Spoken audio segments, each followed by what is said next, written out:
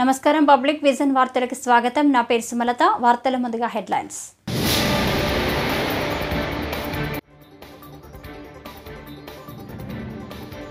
వాసవి కన్యకా పరమేశ్వరి అమ్మవారికి పట్టు వస్త్రాలు సమర్పించిన సీఎం చంద్రబాబు.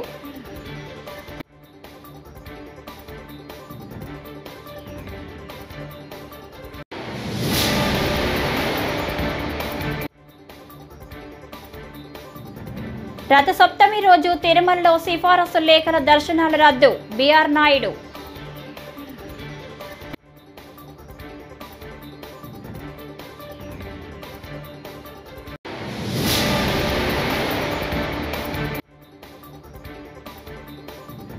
ఘనంగా ద్వారకా తిరుమలరావు పదవి విరమణ వీడ్కోలు. సర్వీసులో అనేక సవాళ్లను చూశానని వ్యాఖ్య.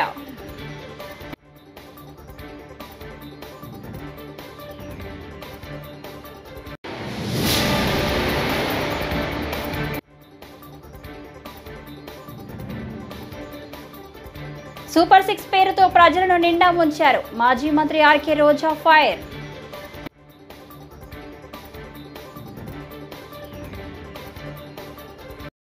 ఇక డీటెయిల్స్ చూస్తే పశ్చిమ గోదావరి జిల్లా పెనుగొండలో సీఎం చంద్రబాబు పర్యటించారు.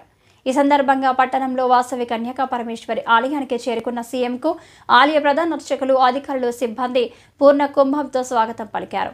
తొలుత అమ్మవారికి చంద్రబాబు పట్టు వస్త్రాలు సమర్పించి ప్రత్యేక పూజలు నిర్వహించారు. అనంతరం సీఎంకు పండితులు వేదాశీర్వచనం చేశారు.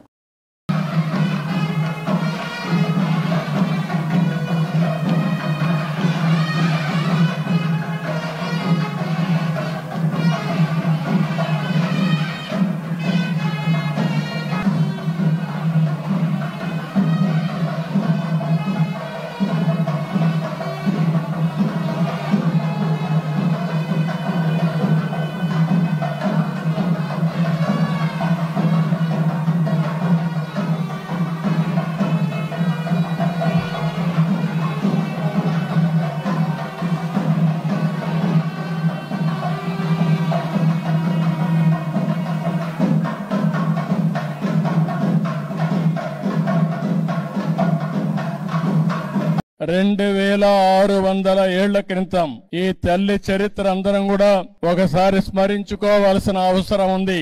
ఒకసారి ఆ చరిత్ర తెలిస్తే మనం కూడా త్యాగాలకు ఏ విధంగా విలువిస్తామో అర్థం అవుతుంది. ఇక్కడే మీరు చూస్తే 2600 సంవత్సరాల కంటే ముందు పెనుగొండ పాలకులు ఆర్య వయస్సులైన కుసుమ శ్రేష్ఠి కుసుమాంబ దంపతులకి పుట్టిన కుమార్తె వాసవి కన్యకా పరమేశ్వరి. ఆ తల్లిని చూస్తే భగవంతుడు ఆశీస్సులతో పుట్టినటువంటి తల్లి, కలియుగ దేవత కన్యకా పరమేశ్వరి అని చెప్పి కూడా మీకు తెలియజేస్తున్నా. దేవుణ్ణి చూసినప్పుడు ఒక వరం ఇచ్చాడు. ఆ వరం ప్రకారమే ఆమె ఇక్కడ పుట్టింది. పుట్టడమే కాదు, గుణవంతురాలు, తెలివైనది, సమాజం పట్ల అత్యంత బాధ్యత కలిగినటువంటి వ్యక్తిగా పుట్టుకతోనే లక్షణాలతో పుట్టి ఆవిడ పెరిగే పరిస్థితికి వచ్చింది. అలాంటి ఆడబిడ్డ ఆ రోజుట్లోనే రాజమహేంద్రవరాన్ని పరిపాలించే విష్ణువర్ధుడని రాజు పక్కనే పరిపాలించేవాడు. ఈవిడ గుణగణాలు తెలుసుకుని ఆయన ఈవిడ్ని పెళ్లి చేసుకోవాలని వాళ్ళ తండ్రితో సంప్రదించే పరిస్థితికి వస్తారు. కానీ ఆ రోజు చూస్తే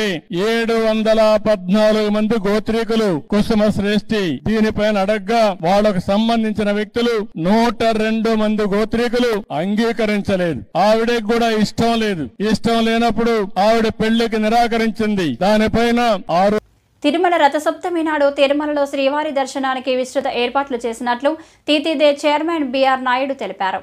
అన్నమయ్య భవనంలో ధర్మకర్తల మండలి సమావేశం ముగిసిన అనంతరం మీడియాతో ఆయన మాట్లాడారు. రథసప్తమి రోజు పలు ఆర్జిత సేవలను ఏకాంతంగా నిర్వహించేందుకు నిర్ణయించామని తెలిపారు.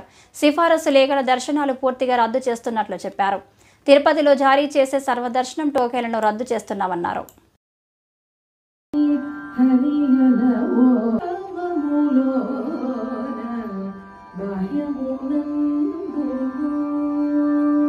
నాలుగవ తారీఖు నాడు ఫిబ్రవరి 4వ తారీఖు 5:30 గంటల నుండి 8 గంటల వరకు సూర్యోదయం, 6:44 AM సూర్యప్రభ వాహనం, ఉదయం 9 గంటల నుంచి 10 గంటల వరకు చిన్న శేష వాహనం, ఉదయం 10 నుంచి మధ్యాహ్నం 12 వరకు గరుడ వాహనం, మధ్యాహ్నం 1 గంట నుంచి 2 గంటల వరకు హనుమంత వాహనం, మధ్యాహ్నం 2 నుంచి 3 గంటల వరకు చక్ర స్నానం, సాయంత్రం 4 నుండి 5 వరకు కల్పవృక్ష వాహనం, సాయంత్రం 6 నుండి 7 గంటల వరకు సర్వ ఉపాల వాహనం, రాత్రి 8 నుండి 9 గంటల వరకు చంద్రప్రభ వాహనం. ఈ విధంగా మలయప్ప స్వామి వారు ఊరేగింపు ఉంటుంది.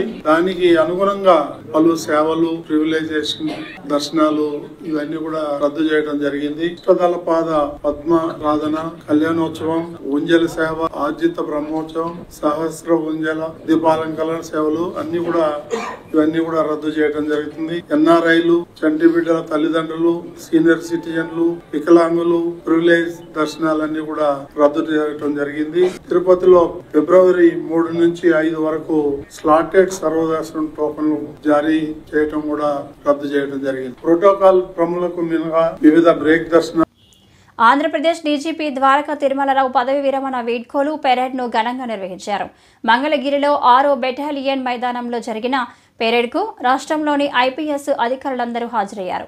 ఈ సందర్భంగా ద్వారకా తిరుమలరావు పోలీసులు గౌరవ వందనం స్వీకరించారు. ఈ కార్యక్రమంలో ద్వారకా తిరుమలరావు ప్రసంగిస్తూ భావోద్వేగానికి గురయ్యారు. తన జీవితంలో ఇవి ఉద్విగ్న భరిత క్షణాలు అని అన్నారు. ఇకపై యూనిఫామ్ ఉండదంటేనే భావోద్వేగంగా ఉందని చెప్పారు. సర్వీసులో చేరినప్పటి నుంచి అనేక సవాళ్లను చూశానని తెలిపారు. సాంప్రదాయ పోలీసింగ్ నుంచి సాంకేతిక పోలీసింగ్ వైపు మారామని చెప్పారు. పోలీస్ సర్వీస్ నుంచి 35 సంవత్సరాలుగా సాగిన ప్రయాణం నా మదిలో ఎన్నో ఆలోచనలు, ఉద్విగ్న భరిత క్షణాలు. ఈ సర్వీసు, ఈ ప్రయాణం, ప్రస్థానానికి సంబంధించిన ఈ తాలూకు జ్ఞాపకాలు వెళ్తున్నాయి. ఈరోజు ఉదయం యూనిఫామ్ ధరిస్తుండగా అదొక ప్రత్యేక అనుభూతి. సర్వీస్ మొత్తం యూనిఫామ్డ్ అసైన్మెంట్లో లేనప్పటికీ దశాబ్దాలుగా శరీరాన్ని అంటుకొని ఉన్నటువంటి యూనిఫామ్ ఇక రేపటి నుంచి లేదు కదా అనే ఆలోచన, అది ప్రత్యేకమైన ఎమోషన్. బాధలను, సంతోషాలను ఇది ఒక ఎమోషన్. ఖచ్చితంగా సాటిస్ఫైయింగ్ అని అనగలను. ఈ సందర్భంగా మీరు అందించిన ఇన్ని సంవత్సరాలుగా అందించిన సహకారాన్ని జ్ఞప్తికి తెచ్చుకుంటూ, నా ఆలోచనలు, అనుభవాలు పంచుకుంటూ మీ అందరి దగ్గర సెలవు తీసుకునే ప్రయత్నం. 35 సంవత్సరాల క్రితం మసూరులో ఫౌండేషన్ కోర్సుతో ప్రారంభమైనటువంటి ప్రయాణం.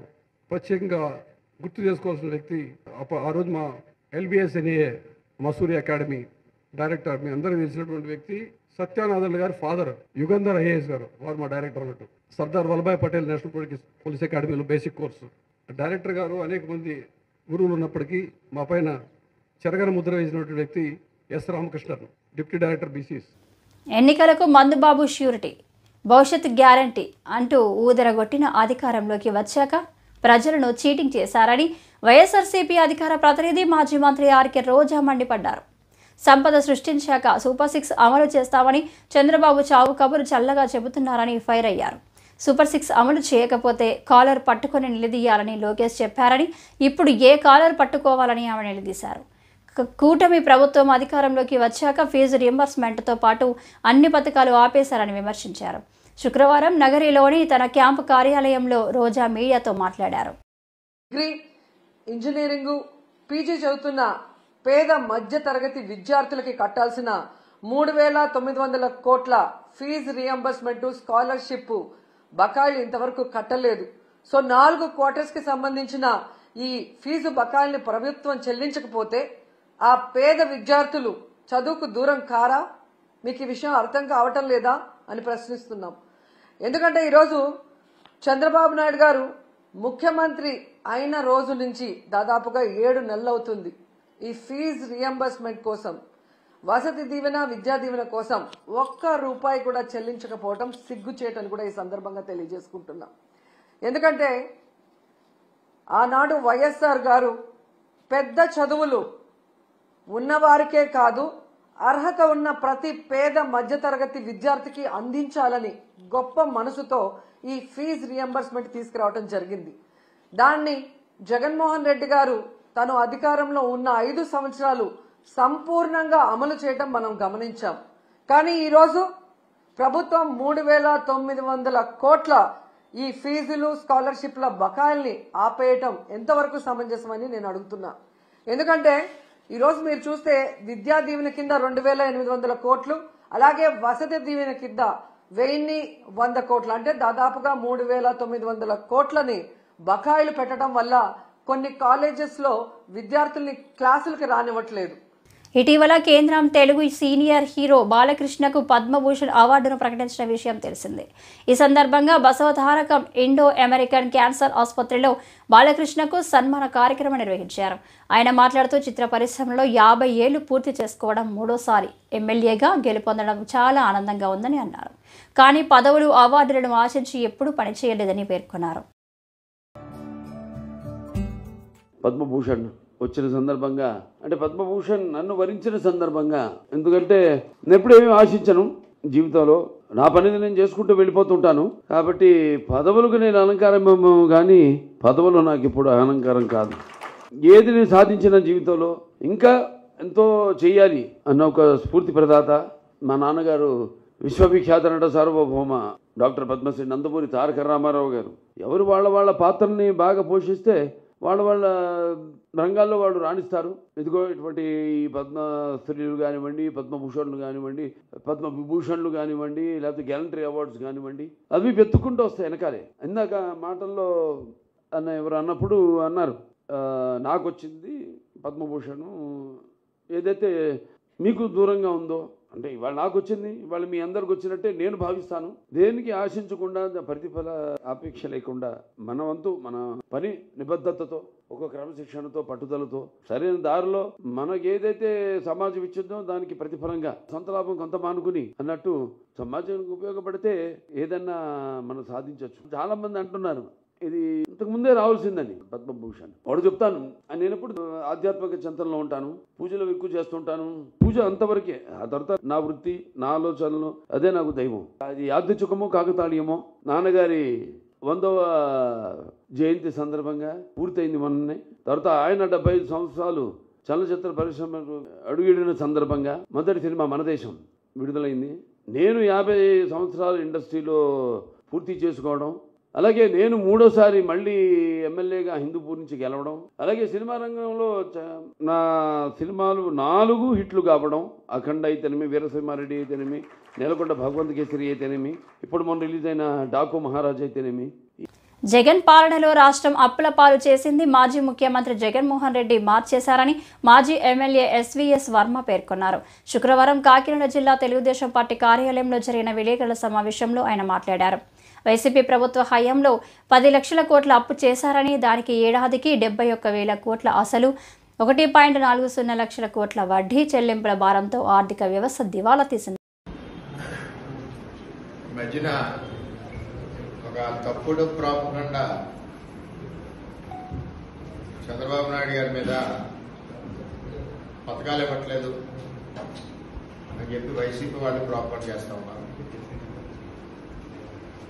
చంద్రబాబు నాయుడు గారు రాష్ట్ర ఆర్థిక పరిస్థితి గురించి ప్రజలకు తెలియజేయడం, జగన్మోహన్ రెడ్డి టైంలో ఆర్థిక పరిస్థితి ఘోరాతి ఘోరంగా, అసలు లెక్కాపత్రం లేకుండా, మరి ఈ ప్రాజెక్టులో ఇరిగేషన్ నుంచి ఇంకో చోట నుండి ఇక్కడికి ఎక్కడ కూడా సిస్టమ్ లేకుండా, ఈ రాష్ట్రాన్ని కనీసం అప్పు కూడా పుట్టకుండా, ఎఫ్ఆర్బిఎం సపోర్ట్ కూడా లేకుండా జగన్మోహన్ రెడ్డి రాష్ట్రాన్ని పరిపాలించిన విధానాన్ని మరి 4 నెలలు కూడా అకౌంట్స్ వెతకడం కూడా కష్టమే. ఒక్కసారి చూస్తే చంద్రబాబు నాయుడు గారికి గుండాగినంత పని. దాంట్లో భాగంగానే ప్రజలకి ఆంధ్రప్రదేశ్ రాష్ట్రం యొక్క ఆర్థిక పరిస్థితిని జగన్మోహన్ రెడ్డి ఏ విధంగా సర్వనాశనం చేసి అప్పచెప్పాడు అన్నది తెలియజేశారు చంద్రబాబు నాయుడు గారు. అది నిజంగా మెచ్చుకోవాల్సిన విషయం. ఒక రాష్ట్రానికి ముఖ్యమంత్రి చెప్పవలసిన ఆవశ్యకత ఉంది. అప్పులు 10 లక్షల కోట్లు చేశాడు జగన్మోహన్ రెడ్డి.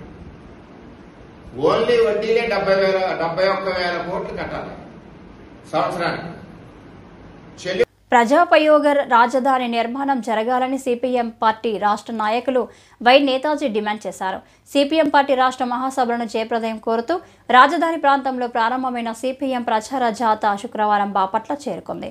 ఈ సందర్భంగా నేతాజీ మాట్లాడుతూ రాజధాని నిర్మాణానికి కేంద్ర ప్రభుత్వమే నిధులు ఇవ్వాలని, బాపట్ల మెడికల్ కాలేజీ పనులు వెంటనే ప్రారంభించాలని డిమాండ్ చేశారు.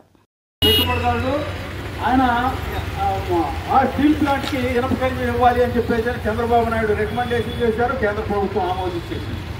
నిజంగా విశాఖ స్టీల్ ప్లాంట్ పట్ల ఈ ప్రభుత్వానికి చిత్తశుద్ధి ఉందా అనేటువంటిది ఈ ఘటన బట్టి రుజువు అవుతా ఉన్నటువంటి పరిస్థితి.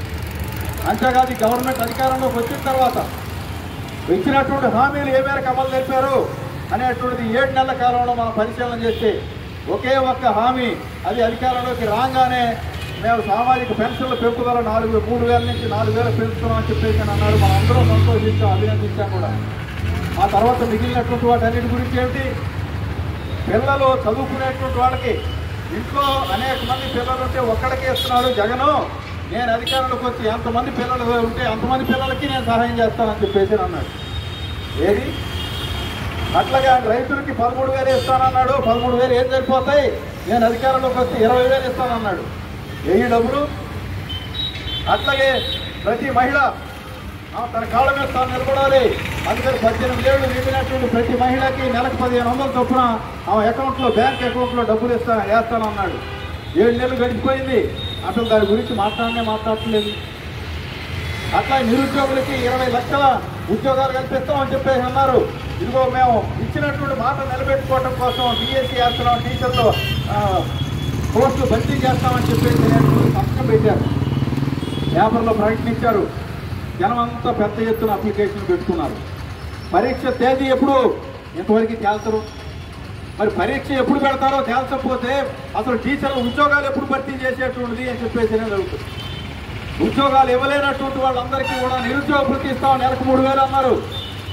ఏది ఇంతవరకు ఒక్కళ్ళకు కూడా ఆ రకమైనటువంటి ఊసి లేదు.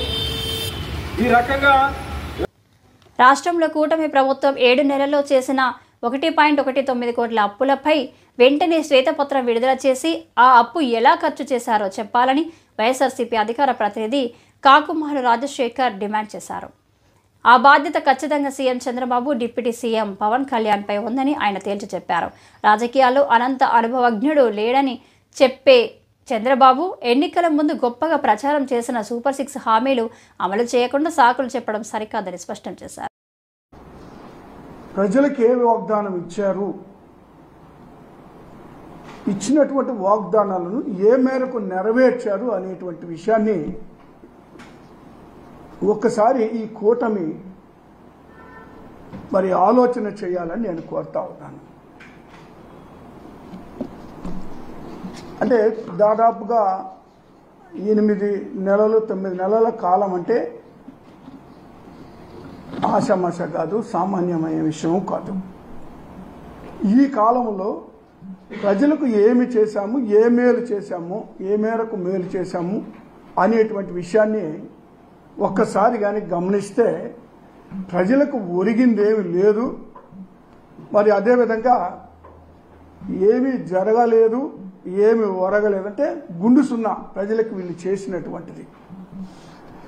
ఈ చంద్రబాబు నాయుడు గారికి ఇదేం కొత్త విషయం కాదు.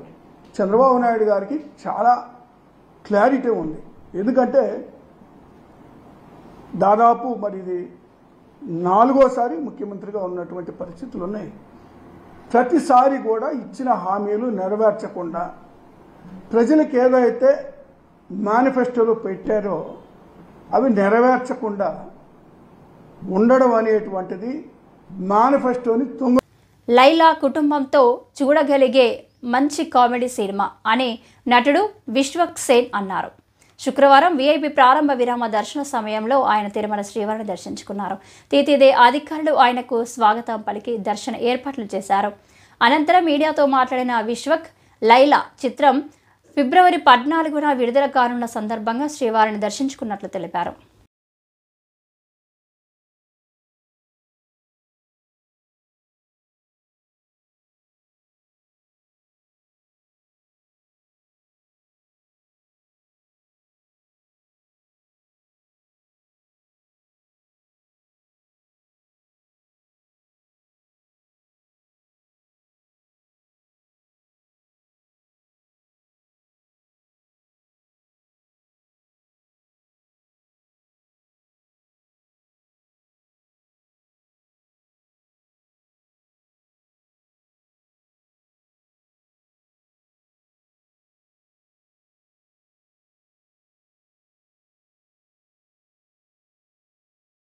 అద్భుతమైన స్వామి గారి దర్శనం అయింది. సో నాకు ప్రతి సినిమాకి ముందు అలవాటు పండి ఇక్కడ నైట్ అల్పిరి ఎక్కువ వచ్చి మార్నింగ్ చాలా బ్రహ్మాండమైన దర్శనం అయింది. సో 14 రిలీజ్ కాబట్టి మళ్ళీ రిలీజ్ తర్వాత కూడా లైలాకి రావడం జరుగుతుంది. నెక్స్ట్ ప్రస్తుతం అయితే 14 లైలా రాగానే అది వారం కాగానే నెక్స్ట్ ప్రాజెక్ట్ ఏదైనా చేస్తాం. నెక్స్ట్ సీతారాలు ఫంకీ అని ఉంది ప్రస్తుతం. లైలానా సార్ కుటుంబ సమేతంగా వచ్చి ఎంజాయ్ చేసే మంచి కామెడీ సినిమా. డెఫినెట్లీ అమ్మాయి వేషం వేయడం అనేది కెరియర్లో one of the special film. Definitely కుటుంబం అంతా వచ్చి ఎంజాయ్ చేసే మంచి ఫ్యామిలీ ఎంటర్టైనర్ ఉంటుంది. సో ఈరోజు ఇక్కడ రత్తమ్మ అనే సాంగ్ మన ఎస్వి కాలేజ్లో రిలీజ్ చేస్తున్నాము. ఫోక్ సాంగ్ 6వ తారీఖు ట్రైలర్ వస్తుంది. పుంగనూరు టీడీపీ మైనారిటీ జిల్లా కార్యవర్గ సభ్యులు అష్రఫ్ అలీ శుక్రవారం మాట్లాడారు. ప్రైవేటు కార్పొరేట్ ఆసుపత్రుల్లో స్కానింగ్లతో ప్రజలను నిలువ దోపిడీ చేస్తున్నారని, అలాంటి ప్రైవేటు ఆసుపత్రులపై రాష్ట్ర ముఖ్యమంత్రి చంద్రబాబు నాయుడు, డిప్యూటీ సీఎం పవన్ కళ్యాణ్ చర్యలు తీసుకోవాలని కోరారు. పేద ప్రజలకు అన్ని రకాల స్కానింగ్ ప్రభుత్వ ఆసుపత్రిలో చేసేలా ప్రభుత్వం చర్యలు తీసుకోవాలని తెలిపారు. నమస్కారం, నా పేరు అష్రఫ్ అలీ, సోమల మండలం నంజంపేట, తెలుగుదేశం పార్టీ జిల్లా మైనార్టీ కార్యవర్గ సభ్యుడు. గౌరవనీయులైన రాష్ట్ర ముఖ్యమంత్రి నారా చంద్రబాబు నాయుడు గారికి, డిప్యూటీ సీఎం పవన్ కళ్యాణ్ గారికి మరియు నారా లోకేష్ గారికి విన్నపం. దయచేసి వైద్యాన్ని ప్రజలకు అందుబాటులోకి తెండి. ఈరోజు ప్రజలు అనేక విధాలుగా దోపిడీకి గురవుతున్న వ్యవస్థలలో వైద్య విధానం కూడా ఒకటి. ఏ చిన్న సమస్య వచ్చినా ప్రైవేట్ హాస్పిటళ్ళు, కార్పొరేట్ హాస్పిటల్కి పోతే వేలలో ఫీజులు వేసి ప్రజల ఆర్థిక పరిస్థితిని దెబ్బతీస్తున్నారు.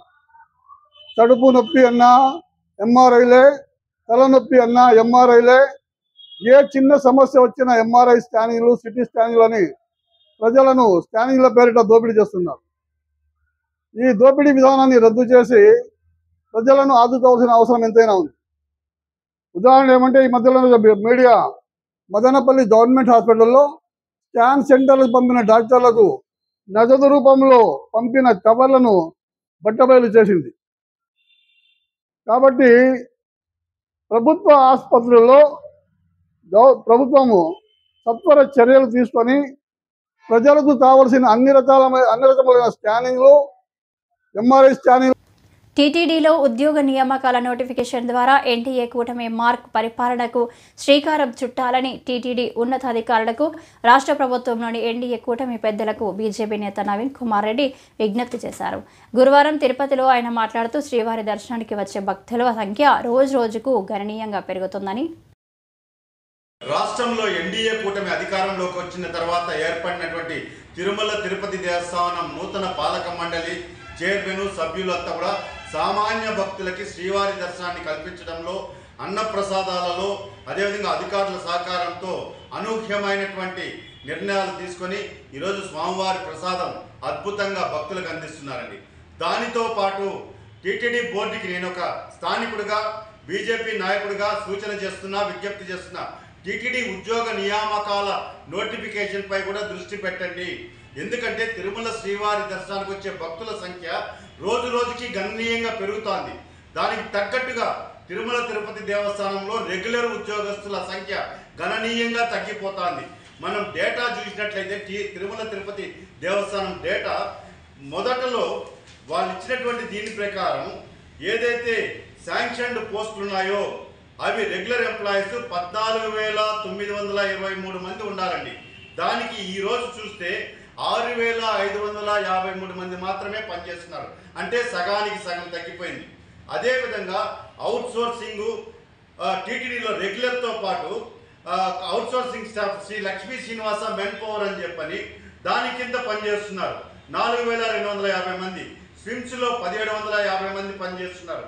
సొసైటీల ద్వారా 2,400 మంది, ఏజెన్సీల ద్వారా 79 మంది, డైరెక్ట్ కాంట్రాక్ట్ స్టాఫ్ వచ్చి 719 మంది, కళ్యాణ కట్టలో 850 మంది, అదేవిధంగా ఆరోగ్య శాఖ శానిటరీ వర్కర్స్ 2,200 మంది, అదేవిధంగా ఎఫ్ఎంఎస్ కాంట్రాక్ట్ ద్వారా 3,600 మంది ఈఎంటీఎస్ స్టాఫ్, ఎస్పీఎఫ్ స్టాఫ్ డిపార్ట్మెంట్ వీళ్ళంతా కలుసుకుంటే మొత్తం రెగ్యులర్ ఎంప్లాయీస్తో కలిసి 23,000 మంది.